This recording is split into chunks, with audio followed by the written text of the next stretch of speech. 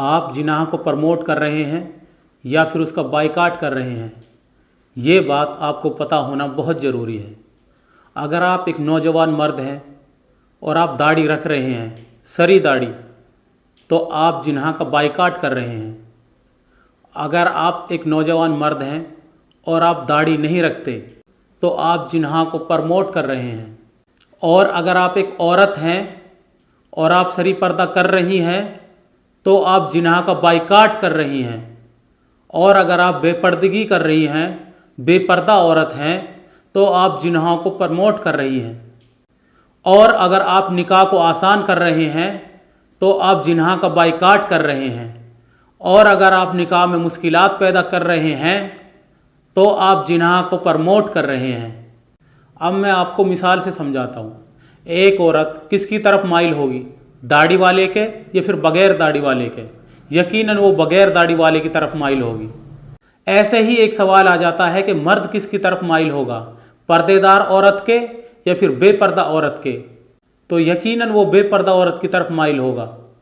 एक पर्देदार औरत है जो अपने आप को ढांपी हुई है, जो अपने आप को कवर की हुई है, जिसमें सामने वाले को यही नहीं पता है कि इसमें सोना है या मिट्टी है।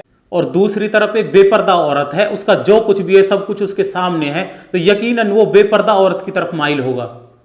मैं आपको एक और मिसाल से समझाता हूं। मान लो किसी गली मोहल्ले से ऐश्वर्या राय गुजरी, वो भी मुकम्मल पर्दे के साथ, और उसके बाद वहां से बिपाशा बासु गुजरी पर वो बगैर पर्दे के गुजरी, तो लोग किसकी तरफ माइल होंगे? यकीनन वो बिपाशा बासु की तरफ माइल होंगे, क्योंकि जो ऐश्वर्या राय गुजरी है वो पर्दे में गुजरी है। लोगों को यही नहीं पता है कि जो पर्दे में औरत गई है वो ऐश्वर्या राय है। ये मैं आपको समझाने की कोशिश कर रहा हूं। अगर पर्दे में सोना है तो लोग उसकी तरफ माइल नहीं होंगे, और बगैर पर्दे के अगर मिट्टी भी है तो लोग उसकी तरफ माइल होंगे।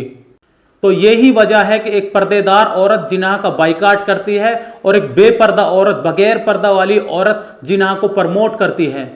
अब तीसरे नंबर पर बात आ जाती है निकाह की। यकीनन वो जिनाह का बायकॉट कर रहे हैं जो निकाह को आसान कर रहे हैं, जो बगैर जहेज के शादी कर रहे हैं, जो बगैर गोतनात की शादी कर रहे हैं, जो बगैर जात पात दे के शादी कर रहे हैं। यकीनन वो जिनाह का बायकॉट कर रहे हैं। अब दूसरी तरफ आ जाते हैं जो लोग जिनाह को प्रमोट कर रहे हैं। अगर कोई बगैर जहेज के शादी नहीं कर रहा है, अगर कोई बगैर गोतनात दे के शादी नहीं कर रहा है, अगर कोई बगैर बारात ले जाए शादी नहीं कर रहा है, तो यकीनन वो जिनाह को प्रमोट कर रहा है। अगर आप लोग चाहते हैं कि जिनाह माशरे से खत्म हो या फिर कम से कम हो, तो 3 काम आपको करने पड़ेंगे। नंबर 1, नौजवान मर्दों को सरी दाढ़ी रखनी पड़ेगी।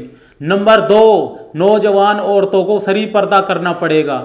नंबर 3, इज्तिमाई सतह पर हमको निकाह आसान करना पड़ेगा। हमको बगैर जहेज की शादी करनी पड़ेगी, बगैर गोतनात की शादी करनी पड़ेगी, बगैर बारात ले जाए शादी करनी पड़ेगी। अगर हम इन तीनों चीज़ों पर पूरे उतरते हैं तो अल्लाह से उम्मीद है कि इंशाअल्लाह जिनाह का रेशो कम से कम हो जाएगा मुआशरे में।